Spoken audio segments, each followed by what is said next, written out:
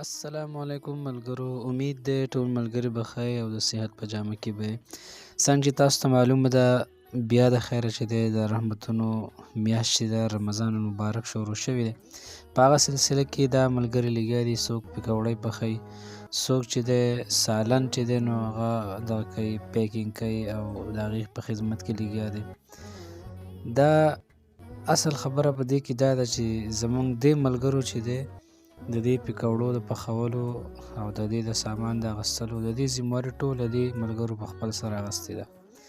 نو داسې ذمهواري چې ده نو په هر محله کې په هر ګاونډ کې دا پکار دی چې داسې یو څو ملګري او هغه دا خدمت دا کار چې ادا کوي.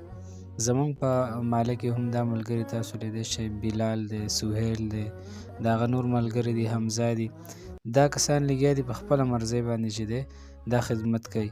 نو که په هره محله کې دا خدمت والا کسان پیدا شي نو امید دی چې ډېر خلک به چې دی هغه د هغو روژه ماته او پیشمنۍ د هغو څه نه څه هیلپ چې دی د روژه ماتې او د پیشمنۍ هغه به څه نه څه کېږي.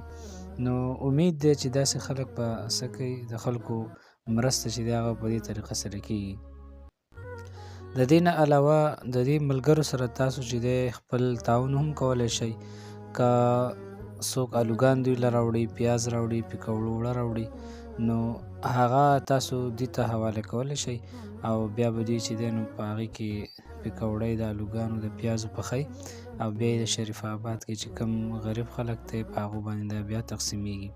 نو امید دی چې تاسو دا ملګري چې دی هر مازدیګر راځي او دا خپل پخلی چې دی نو هغه دا کوي. د هغې نه علاوه دلته کې پیکینګ چې کوم دی هغه ورسره هم کوي. نو دې خدمت کولو ته زما سلام.